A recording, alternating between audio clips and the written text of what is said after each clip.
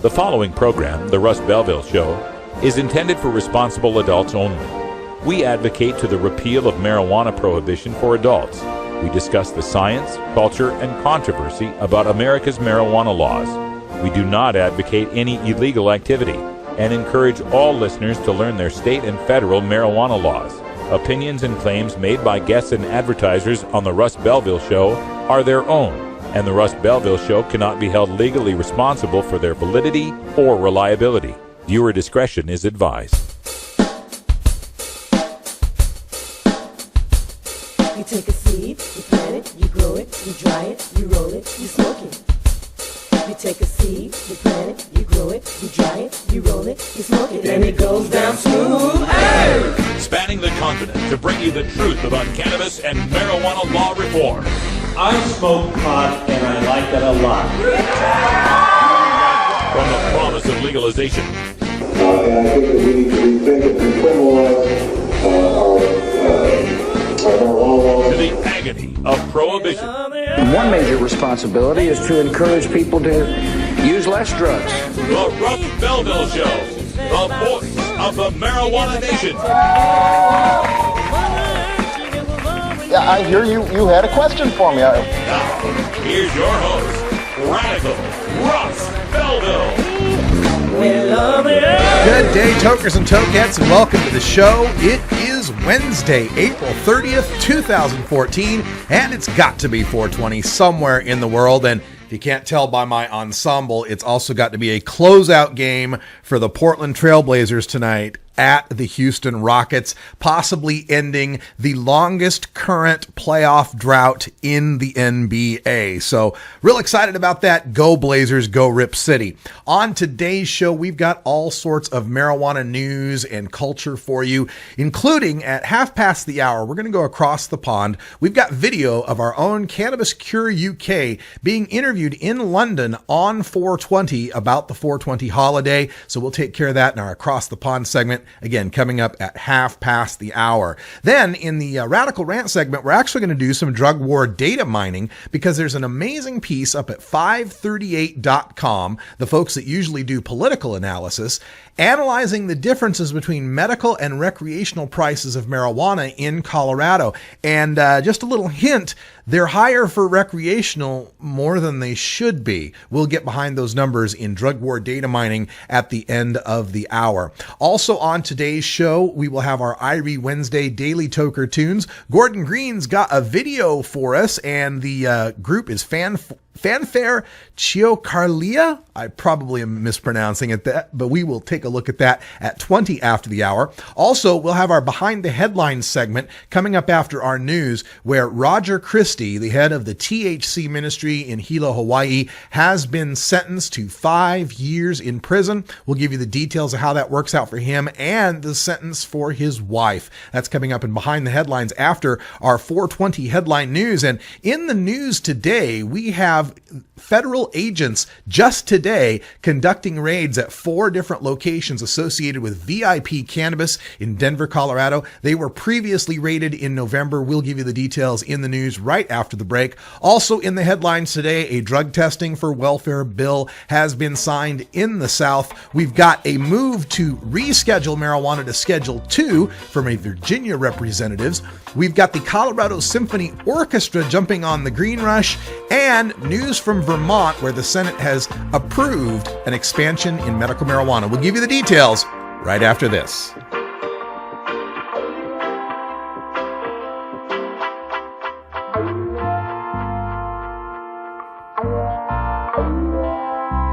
We'll be right back after these messages from our 420 friendly sponsors. Support these advertisers because their ad money goes straight to the Russ Belville Show.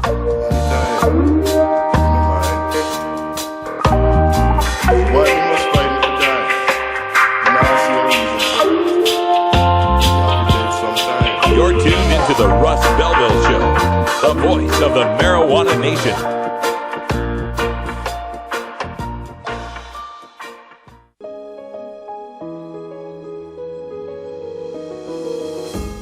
Cannabis Outreach Collective is an alternative health and wellness option located in Gladstone, Oregon, that serves patients in the Portland area and beyond. We are a full-service alternative health and wellness collective accommodating patients with natural, organic, holistic, and homeopathic remedies, nutritional guidance, advice, education, and medical cannabis, fully in accordance with Oregon OMMP law.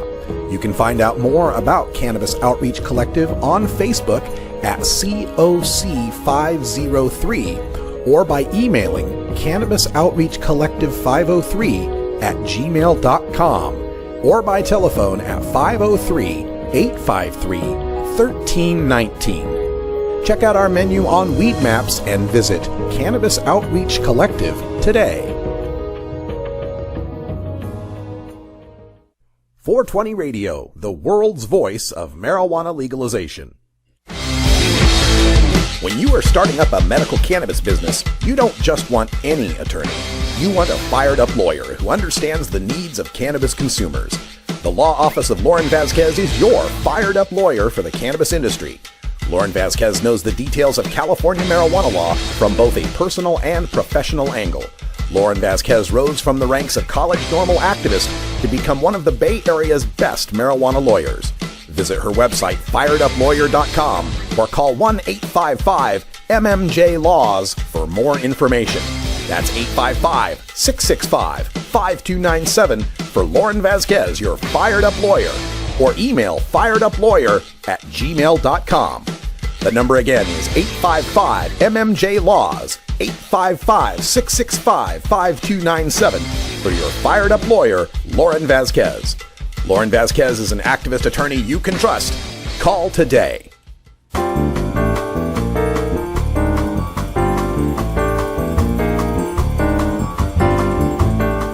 This is your 420 Radio News for Wednesday, April 30th, 2014. I'm Russ Belville. Federal agents this morning conducted multiple raids on Denver area VIP cannabis. The dispensary and 3 other buildings were raided over what feds allege is a conspiracy to launder $500,000 in Colombian money to buy a grow site in Denver.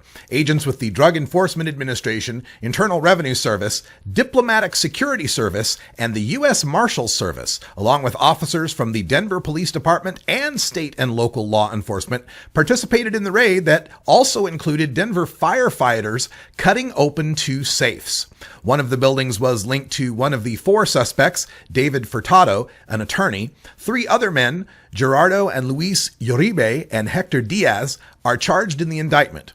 VIP cannabis was raided back in November, and Hector Diaz was charged on weapons violations after authorities obtained a Facebook photo of Diaz wearing a DEA cap and brandishing 2 assault rifles. Georgia Governor Nathan Deal has signed into law a bill that requires passage of a drug test in order to collect food stamps and welfare benefits. Previous attempts in Florida to maintain a drug test for welfare law have been struck down as unconstitutional and proven to cost taxpayers more than they save in benefits denied. Georgia's law avoids the constitutional question by requiring, quote, reasonable suspicion, end quote, that an applicant may be using drugs.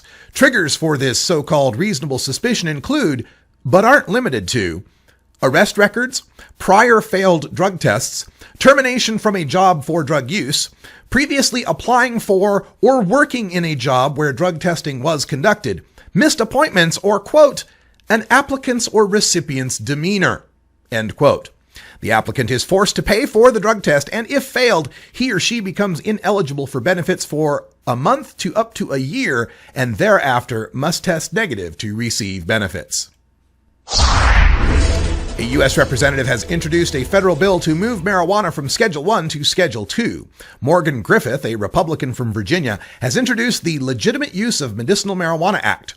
Virginia has a law from 1979 that allows doctors to prescribe marijuana for certain conditions, but marijuana's Schedule I status forbids its prescription anywhere in the United States.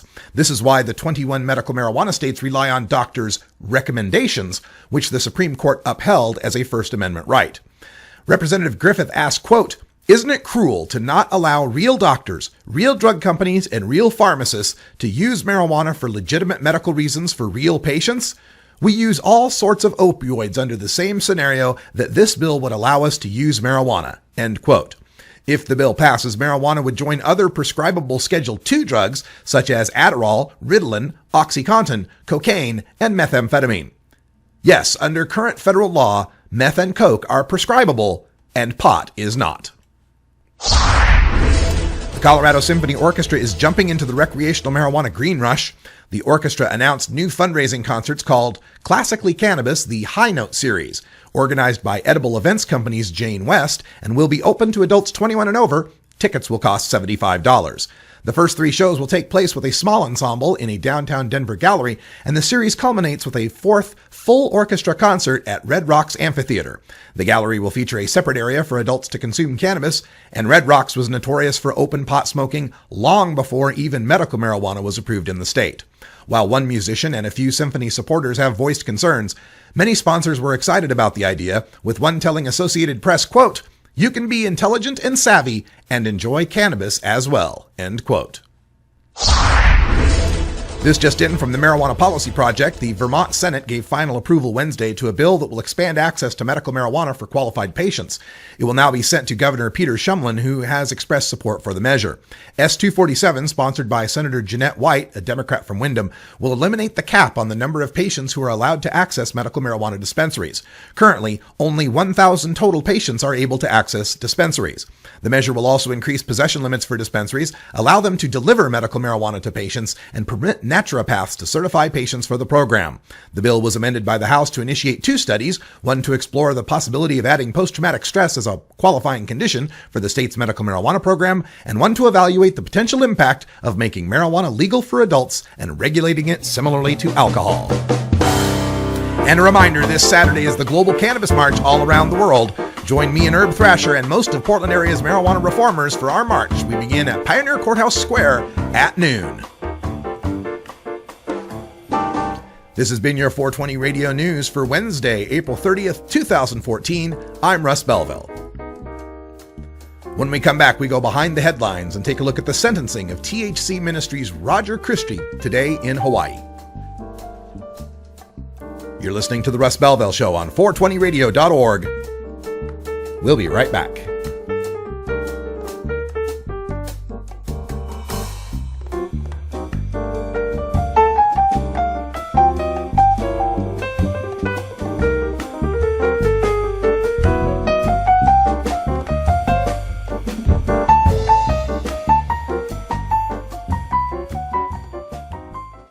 Hey Tokers and Tokettes, Radical Russ here to introduce you to my friend Matt and all the staff at Lush LED Lighting. Growing plants indoors can be a rewarding hobby, but electricity bills can go through the roof.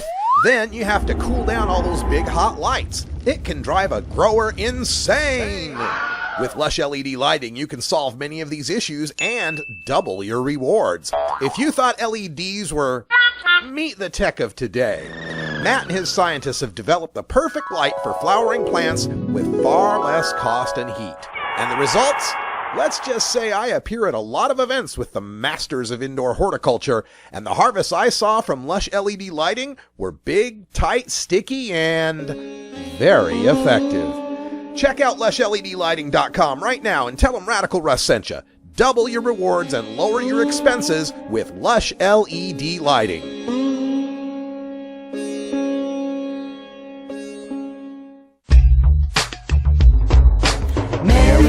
Marijuana, do you wanna? Mary, do you wanna tonight? As marijuana goes mainstream, you need to be armed with the facts. Nobody can teach you better than Dr. Mitch Earlywine, Ph.D.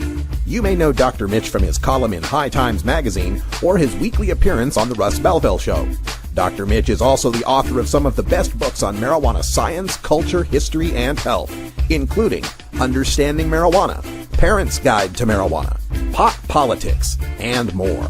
Visit Amazon.com and search for Mitch Earlywine, that's EARLEYWINE, and order your books today. You can also contact Dr. Mitch by email at 420research@gmail.com.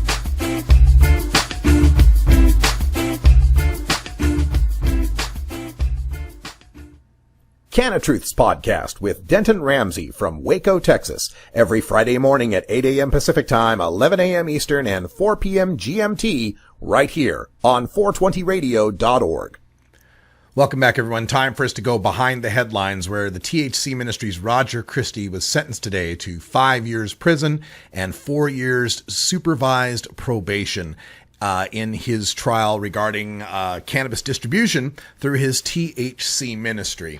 And this is, of course, an appalling sentence. There is, I guess, it's not really a silver lining, but Roger Christie was held for 3 years and 9 months in the federal detention center without bail or trial.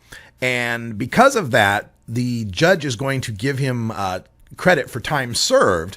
And the good news is that Roger Christie could be released within the next 2 months. So all that time that he spent without bail, without trial, is just appalling. You know, we have in our Constitution a right to a speedy trial, right? A right to not be held on unnecessary or cruel and unusual punishment or crazy bail amounts. And for me, a 64-year-old preacher who's as gentle and kind as a person could possibly be, to hold him with no bail for 3 years, almost 4 years with no bail, I do not see how this isn't a constitutional violation, and I sure hope someone is going to take that up as a case, as an appeal somehow, because that's just ludicrous. That's insane that we would hold somebody.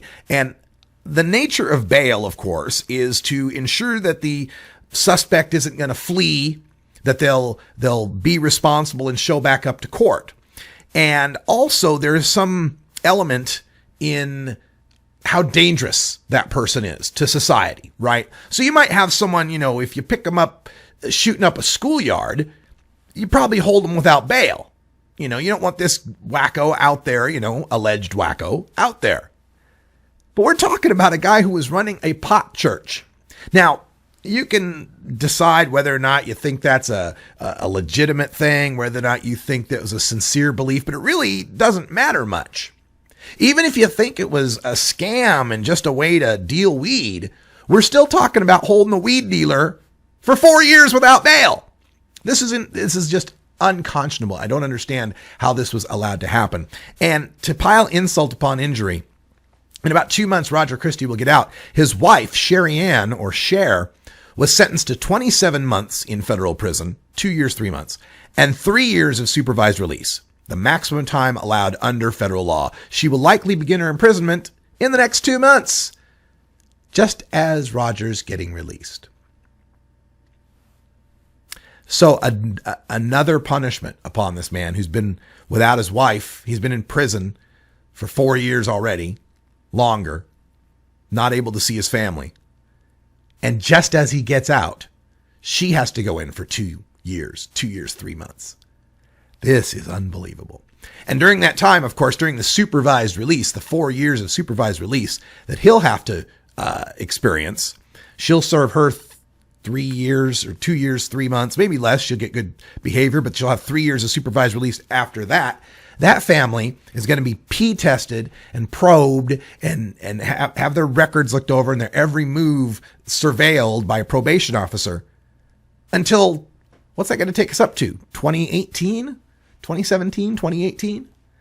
Over a guy who was running a church where people believed marijuana was sacrament and would use it, trade it, whatever. And for all of that, he has to suffer this much. And the problem for the other side in this is that most people, even people who aren't involved in the marijuana movement, most people don't believe these kind of things happen. Most people, when you talk to them about marijuana law, that you want to legalize it, they really think that, you know, nobody really goes to jail. It's just, you can get a ticket or something. They don't understand that this really impacts lives and tears families apart. For 5 years now, and what's going to go on into another 4 or 5 years for Roger Christie, 10 years of his life interfered with by law enforcement over what he believed to be his First Amendment rights to spiritual practice. In a context where the Supreme Court has agreed that through the Religious Freedom Restoration Act, Native Americans and Brazilian Indians can use powerful hallucinogens as their sacrament, Roger Christie is only guilty of his God's sacrament being a little too popular. That's the only thing here. This is nothing more than trampling on people's religious rights and terrorizing the cannabis-using population in general.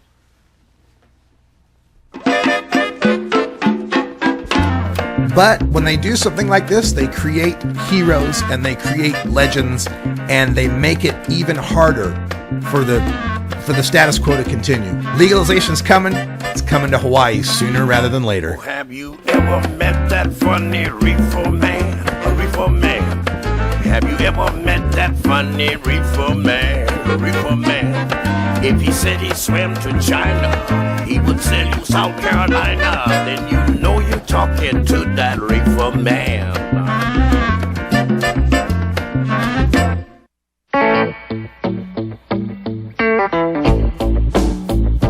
I'm a reefer smoking man. Wood Pipe Smoke Shop and Speakeasy is your source for cannabis community gear in southern Wisconsin.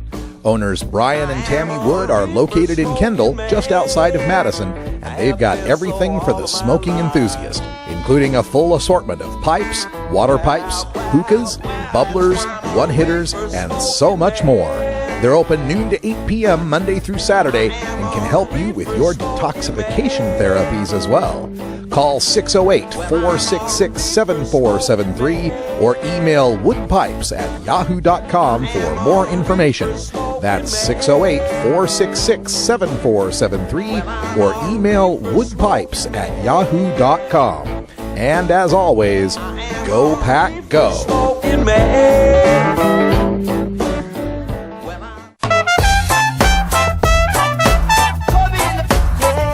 Support the Russ Belville Show. Text the word Russ to 420-420 and connect with the National Cannabis Coalition. You can also send $10 to the Russ Belville Show right from your smartphone. That's Russ to 420-420. In the afternoon, if I'm home, I smoke marijuana. You're listening to Radical Russ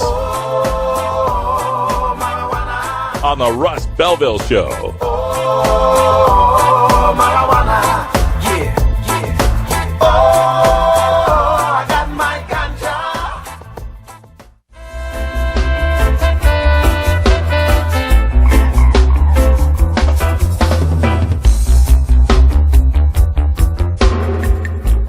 Everyone knows music and marijuana go together, so let's wind up our 20 after break with the Russ Belville Show's Daily Toker Tunes, the best in pod-safe 420 music from around the web. Today is Irie Wednesday, featuring reggae, ska, and other world music genres. Now, sit back and enjoy your Daily Toker Tunes. All right, folks, welcome to the middle of the week. We got Gordon Green on the line with us. And Gordon, are you back from Spain already? No, sir. I am in Barcelona right now. Okay, but you are coming back soon, right? I'm going to be back in about 7 days. Oh, fantastic. All right. And if folks hadn't heard already, we've got the Gordon Green's Music Planet in its usual time slots and filling in the 8 p.m. time slot for Irie Wednesdays now as well. So plenty more replay times for you. Yeah, man, that's going to be great. Looking forward to it. Yeah. All right. So for today's tune, is this the same song I think it is? Steppenwolf? This is Steppenwolf's Born to Be Wild. Okay. You may not recognize it other than the Born to Be Wild part. Okay. This is a Romanian gypsy brass band, and I actually saw them in Barcelona just last weekend for last Saturday night. A small club holds about 1,500 people. And they just tore it up, man. And they've been around about 17, 18 years. And it's kind of hard to describe. It's kind of like circus music. Okay. But it's great, and it's going to get you jumping. And this particular song is, like we said, Born to Be Wild. And Steppenwolf. What's the name of the group? I probably slaughtered the pronunciation earlier. The name is Fanfare Ciocărlia. Fanfare Ciocărlia. Italian, I'd assume. It's actually Romanian. Oh, Romanian. Oh, okay. All right. Well, let's get on with Born to be Wild. And, of course, the Gordon Green's Music Planet. I got to hear some of it earlier today and was really enjoying that. I encourage everyone to check that out. Check our listings up at 420radio.org/schedule, and you can find out when it airs in your time zone. Thanks, Gordon. Here we go. This is Fanfare Chiocalia on the video. Right on, Russ.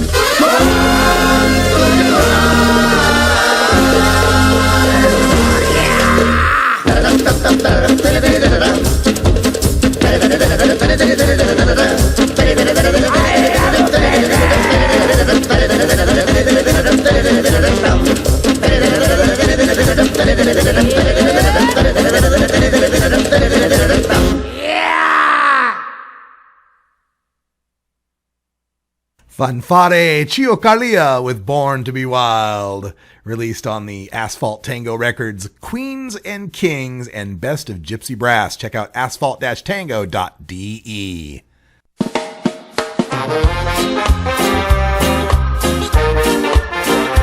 Support the Russ Belville Show.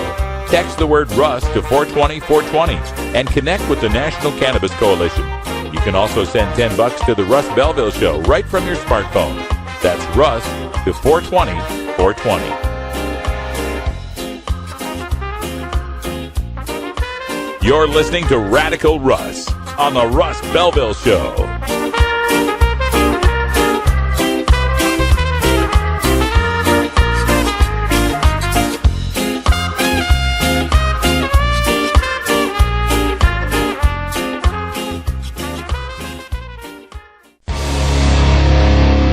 This is Radical Russ encouraging you to take a look at the Weed Blog every day.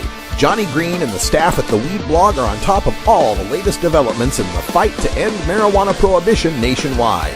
You can even get the Weed Blog on your smartphone by installing the Weed Blog app for iPhone and Android. If it's about weed, it's on the Weed Blog, including my original writing. So don't delay. Read the Weed Blog today. Fun.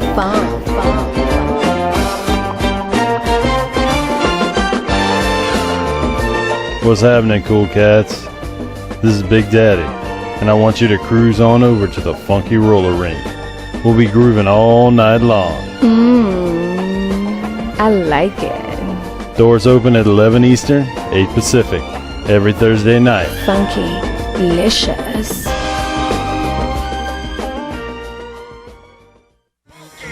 Everybody get everybody is the prerequisite to get down. Everybody get everybody get down.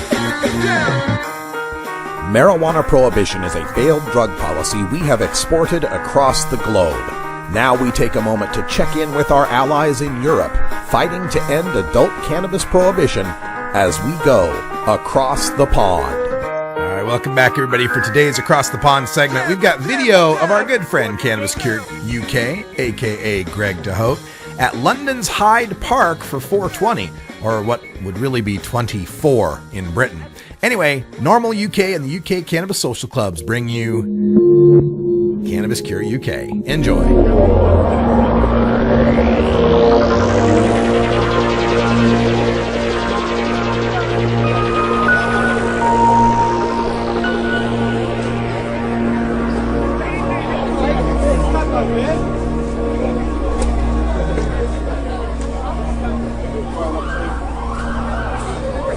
Hi there, I'm Greg from Normal UK and United Kingdom Cannabis Social Clubs. Today we're here at Hyde Park in London to celebrate cannabis. It's 420, April the 20th. Everyone gets together today to celebrate cannabis, the finer things, hemp, its medicinal benefits. We're here to raise the awareness of prohibition and the harms that causes to society. £500 million is spent on cannabis every year by the police just to stop people doing something that's very normal, something that's a part of everyday life for them. Every taxpayer in the country pays £400 a year just to keep the drug war in enforcement. I think it's time that we need to, as citizens, as cannabis users, need to start up, speak about that and make everyone a lot more aware of it. The police are here today already. This is a bit more of a presence than they've had in previous years, and they've asked us to set up outside the park this year. They don't want they say it's against the law to wave any banners or to promote anything inside the park because it's the Queen's Garden. So we've set up outside. As you can see, a lot of people are interested in what we're doing. So there is a justification for us to be here today. Last year we had about 10,000 people turn up to the park, and this year about 10,000 people have said they're going to come. We expect more people to come because last year that's what happened as well. And the sort of reception we've had online and feedback that we've got is that it's going to be a lot bigger this year. Hopefully the weather holds out and we will have the good day that we intend to. We sailed to America with hemp sails and hemp ropes on our ships because they're the most durable material and fibres that we could use as man. We've been using cannabis as paper and clothing and fibre and fuel for thousands and thousands, for millennia. The environmental impact that cannabis and hemp has on the planet is much less harmful than things like fossil fuels, oils, coals, and chopping down trees for paper. In a field of hemp, you can grow 4 times as much fibre for paper, and you can still get seeds and oil out of that than you would if you were growing an acre worth of trees, which took 20 years to grow. Plus, we have a nuclear disaster in the world at the moment. Hemp was actually used in Chernobyl to clean up the nuclear waste from that. So I think that is another area that it can help clean up the planet, save it, and help people in the process. Like food packaging, for instance. Mm-hmm. I mean, totally biodegradable food packaging. Recycling the cellulose in it, any paints. Henry Ford once made a car out of hemp that had a lot less environmental impact. All the paint was made out of it, the panels were made out of hemp plastic as well. So and it's a lot stronger than metal as well. It doesn't crumple once you've been, if you ever have a head-on collision. So things like that. Just on the economy side of things, Colorado, they've legalised cannabis and for adults 21 and over, and they've raised $2 million in tax in the first month. I mean, that's something that's very important to look at in times of austerity. We're having a lot of cuts, and it would just make a hell of a lot more sense rather than criminalise people than to start giving people jobs. It would have an impact of about 1.2 billion pounds on the deficit. I think that's, again, something that we very need to be aware of and keep in the minds of the politicians at the moment, especially during voting season. The pharmaceutical companies they're very aware of the medicinal benefits of cannabis, and the importance that it plays in human recovery. Like every person on the planet, most mammals, most animals have an endocannabinoid system, so their body is like fundamentally wired to respond to cannabinoids. Cannabis is the only other place you can get it outside the human body. Everyone's body makes cannabinoids. So pharmaceutical companies are well aware of the potential to exploit those systems within the endocannabinoid system within the body and the potential of cannabis. The UK government actually licensed a company, GW Pharmaceuticals, to grow 300 tonnes of cannabis a year in this country for medical and research purposes. They produce a medicine called Sativex for MS patients, which is about £125 for a bottle of cannabis oil with a bit of alcohol in it and peppermint. That has THC and CBD and all of the other cannabinoids, things that are in cannabis except for the plant matter. There's only about 1,400 people can get that on a prescription in the UK. It's available in 24 countries, but at the same time, if anyone else tries to use cannabis or grows it themselves, they can be criminalised for that. They'll get a criminal record. They can be taken to court, humiliated, and make their lives, being dragged through the system. All because they're using the same thing that the government are allowing one pharmaceutical company, a corporation, to make money out of, essentially. Most people aren't going to prison for using cannabis as medicine, but at the same time, is it worth dragging them through that system? Is it really worth it? What kind of message are we sending out? Like, it's okay for a pharmaceutical company to produce it as a medicine, but it's not right for people to look after their own health. People are using it for medicinal reasons. They should let their doctors know and see if they can get prescribed cannabis, and just to make them aware. I think that's it's very important that the conversations are being had with the doctors, because that's the front line of the medical argument, the war against cannabis use as medicine. The doctors may not have enough knowledge on it. The chances are that they're not schooled every year on these things. They don't get told of every new medical finding that comes out, and there's been a lot of advancement in the cannabis world, and a lot of these doctors don't know about it because patients are too scared to go and talk to them, or they can't bring them up. If they bring them up, the doctor might be a little bit off with them because they're not aware of the science. But then again, you've got other specialists that have been studying cannabis for the last 15 to 20 years, like this GW Pharmaceuticals, who pop thousands of cannabis seeds every year and find some of the rare cannabinoids and the special parts of cannabis that do have very medicinal and important medicinal benefits for people that have been claimed. That many people have been claiming that it's called anecdotal evidence for thousands of years. All the pharmacopoeias around the world have had cannabis mentioned in them for lots of ailments, like epilepsy, for example. It's been used as a treatment for over 5,000 years since the ancient Greeks. Now suddenly in 2014 we have a pharmaceutical company being allowed to use cannabis to treat epilepsy. So this shows you how slowly some of these things work sometimes. Cannabis is so much safer than alcohol, for instance, and nobody does any harm to anybody else. If you're a drinker, you might get in a car and kill somebody, but on cannabis it just kind of chills you out. And it seems so stupid to have something against it. All it does is relax you. It doesn't do you any harm. If you want the stronger stuff, you can go for the stronger stuff. If it was all legalised, then it would be a lot safer, I think, and they'd get tax out of it. So I'm surprised the government aren't going to do that. I think they should do it with all the drugs. It takes all the gun crime out, and the dealers making pots of money and cutting it with bad stuff. So, I think this is just a start. And so far, there's only been one person arrested, as far as I know. He did have a lot on him. If he just had a smoke, that would have been okay, because I don't think they can do you for that. But I'm not sure, but I think they've changed the cannabis thing from a Class B drug, a non-dangerous one, to Class A, and that's the most ridiculous thing. Alright, well, I know someone with MS. I was at the Berkshire Cannabis Club rally in Reading, and one of the heads of the Berkshire Cannabis Club, Clark French, suffers from MS. He turned up on crutches. He was in a great deal of pain and always is. Regular painkillers cause an addiction to them. I know it happens. I've had to do it myself before.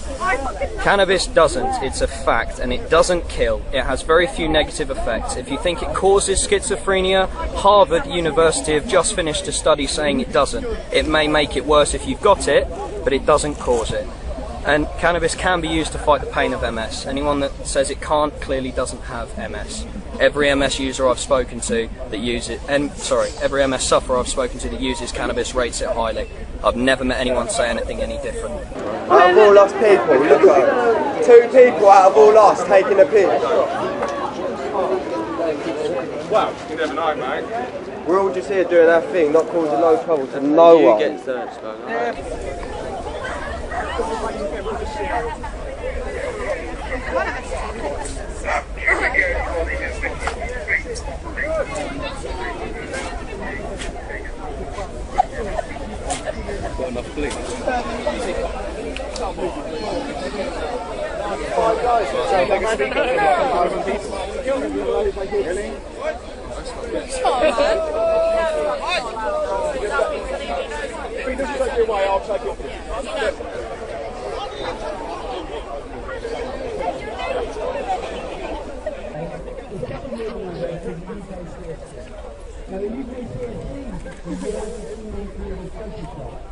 You just walk around and try and find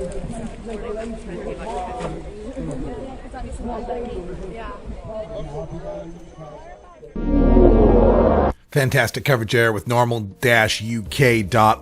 and the Hyde Park rally for 420.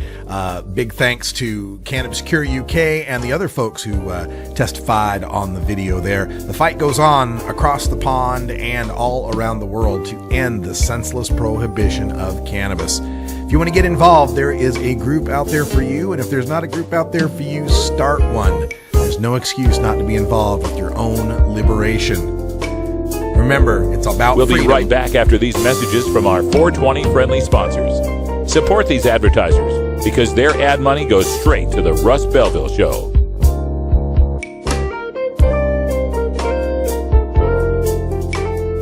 You're tuned into the Russ Belville Show, the voice of the marijuana nation.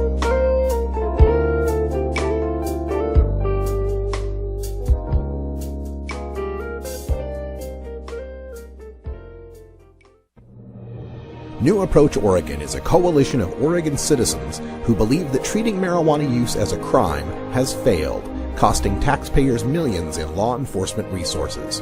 We believe it's time for a new approach on marijuana, and that Oregonians deserve a chance to decide in the 2014 general election. Our approach will regulate, tax, and legalize marijuana for adults in Oregon. By implementing a strict system to regulate, tax, and legalize marijuana, we can move Oregon forward and create new revenue for critical services. Under our approach for 2014, 40% of funds would support K-12 education, 20% would support mental health and treatment services, and 15% would be dedicated to law enforcement. Public opinion, coupled with victories in Washington and Colorado, confirms marijuana legalization is inevitable. Visit our website at newapproachoregon.com or our page on Facebook at New Approach Oregon. Thank you. You can get 420 Radio on the go with our Shoutcast stream for all internet-enabled media players. Go to rad-r.us/420shout or just click the Shoutcast icon below the live radio feed at 420.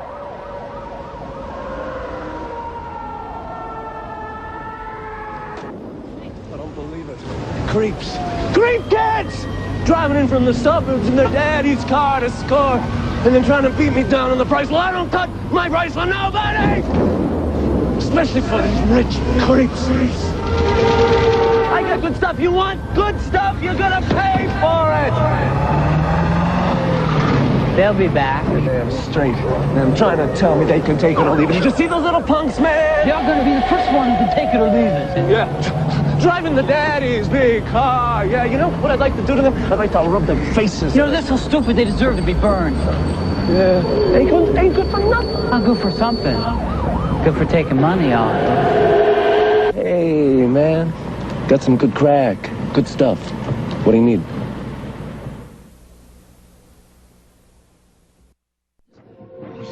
Who's them?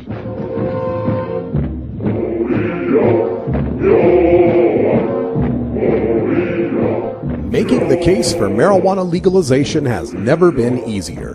Thanks to your tax dollars, state and local governments have compiled massive databases of studies, polls, and surveys that prove legalization beats prohibition. And they're all just a mouse click away. Join us now for another lesson in drug war data mining. Welcome back, everybody. 45 after the hour, and in drug war data mining today, we are taking a look at a report that came out of 538.com, which is a website that gives us usually political information, but this time they're taking a look at the prices of marijuana, both recreational and medical, in the state of Colorado. And this is written by Walt Hickey at 538.com, and got some great data here that he's put together, and we're just going to take a look at it.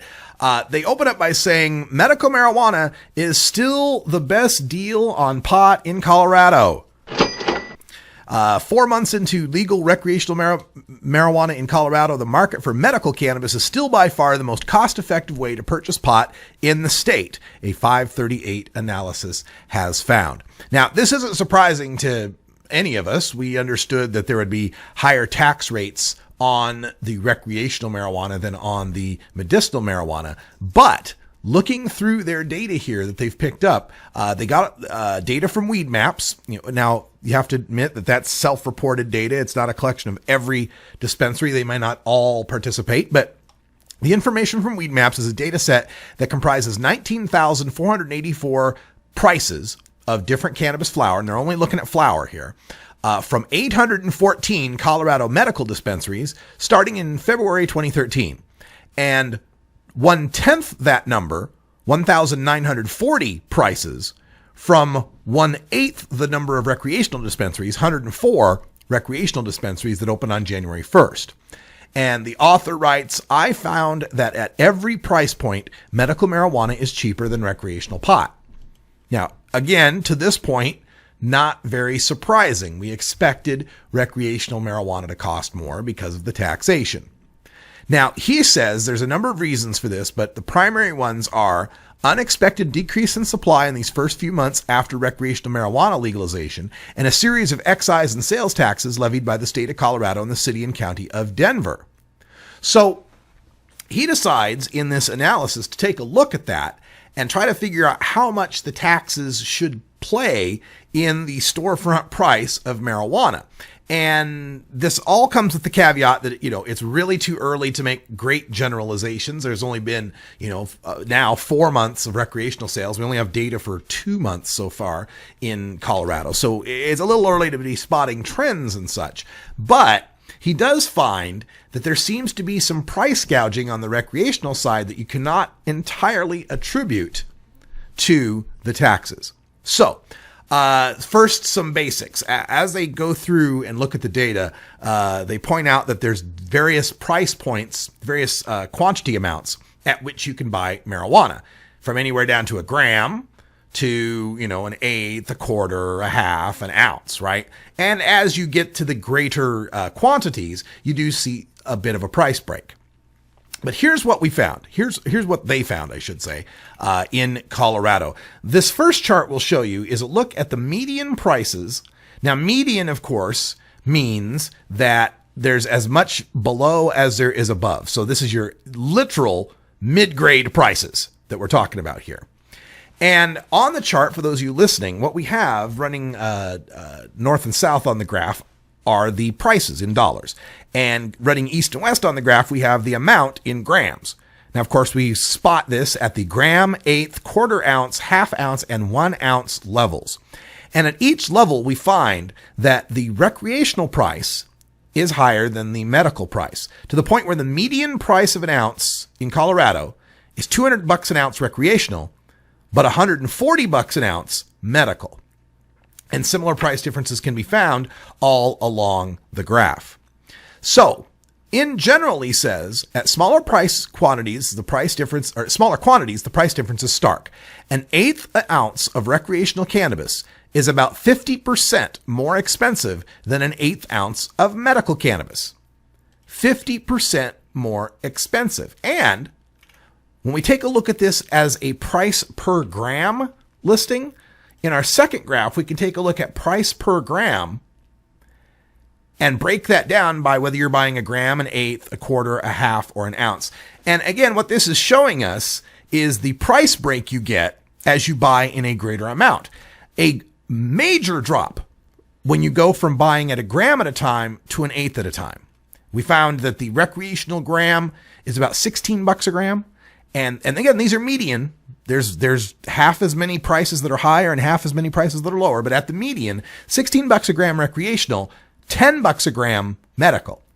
So the recreational customer is spending $6 or more at the gram level. Now there's a severe drop when you get down to the eighth level. It ends up being about $9 a gram, maybe a little more, $8.50 a gram at the eighth level, and about $5.60 a gram at the medical level. But then look what happens. At the medical level, as you move up to the quarter ounce and to the half ounce, there's no break in the price per gram. It stays at $5.60 per gram. And at the recreational level, there's no break. There's a tiny, tiny break at the quarter ounce level and a slight break at the half ounce level. But then when you move to the ounce level, the recreational break, not much there, and a slight decrease in the medical. So as we're looking at these prices and we're looking at this, the author from 538.com spoke to Kevin Kalatbari, who's the co-founder of Denver Relief, also works with Denver Relief Consulting. And he points out that medical marijuana sold in Denver carries a sales tax of 7.72%, but recreational marijuana has that 7.72% sales tax, plus a 10% marijuana state sales tax, plus a 3.5% marijuana sales tax from the city and county of Denver applied at the point of sale. And that's on top of a 15% excise tax applied when a wholesaler sells cannabis in bulk to a retailer. Now, as I've been saying, that marijuana would be more expensive at the recreational level than it would be at the medical level is not a surprise. Duh, taxes make things more expensive. But the prices that we're listing here and we're looking at the data points aren't the post-sales tax prices. They're the prices at the point of sale. The only tax that has been applied before the point of sale is on the recreational side, and that's the 15% excise tax at the wholesaler. So recreational pot is only 15% more expensive due to taxation than medical pot, or at least should be only 15% more in price.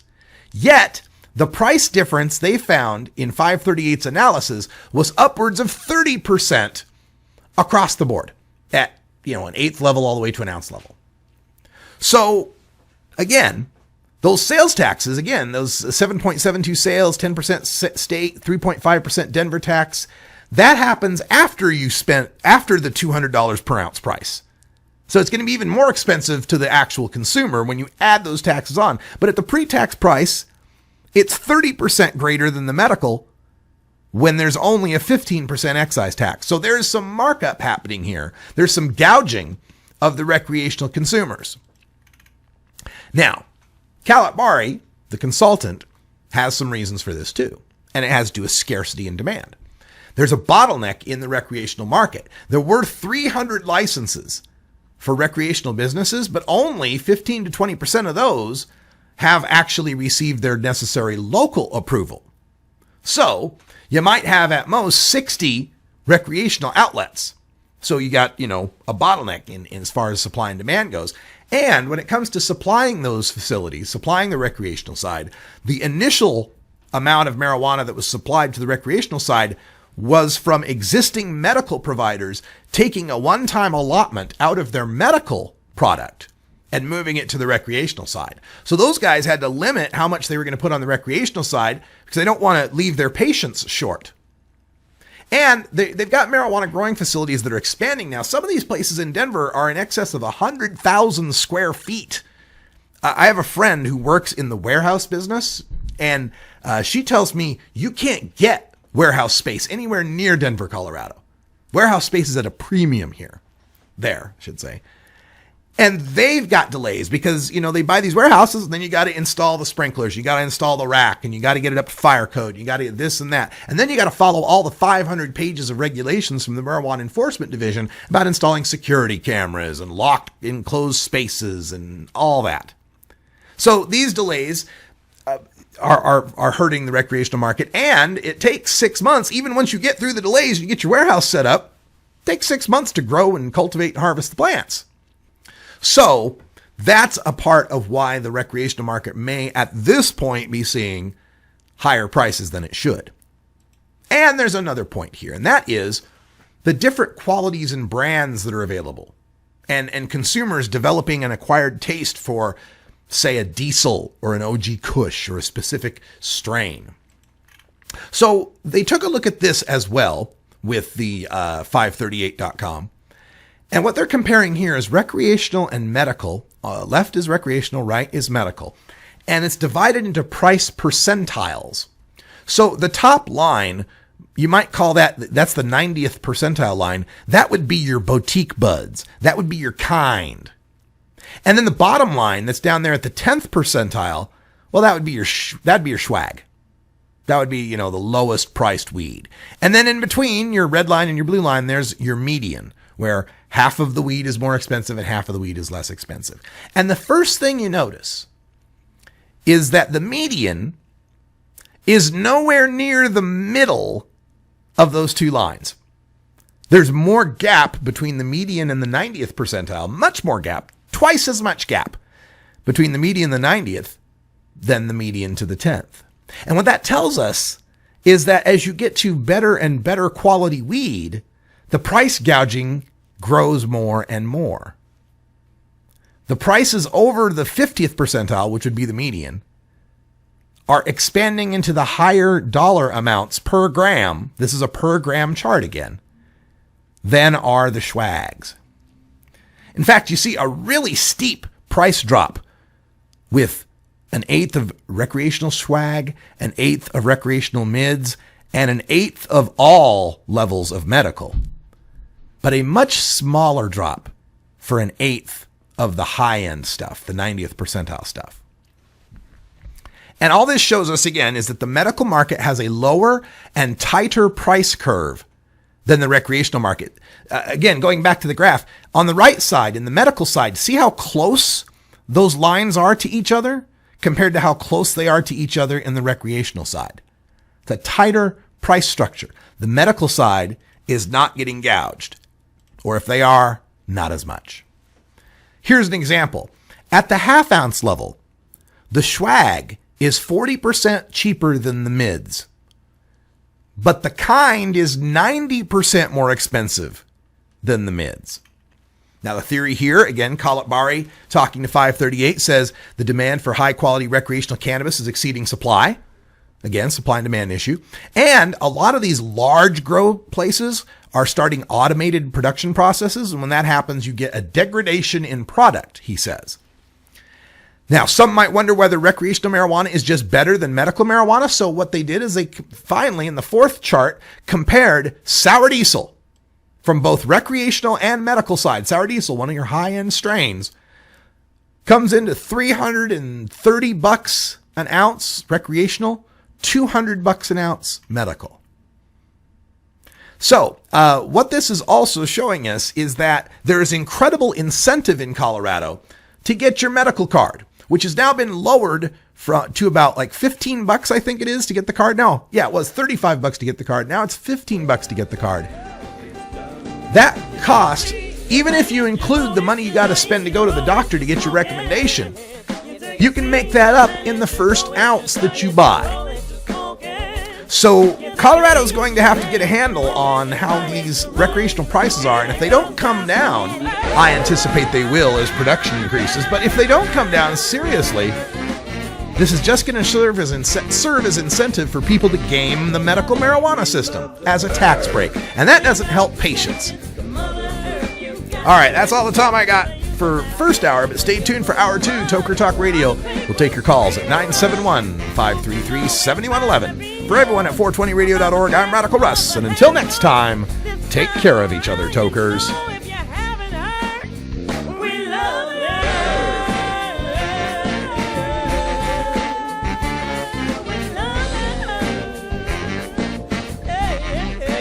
This is the Russ Belville Show. The Russ Belville Show is blogging and podcasting daily at radicalruss.com.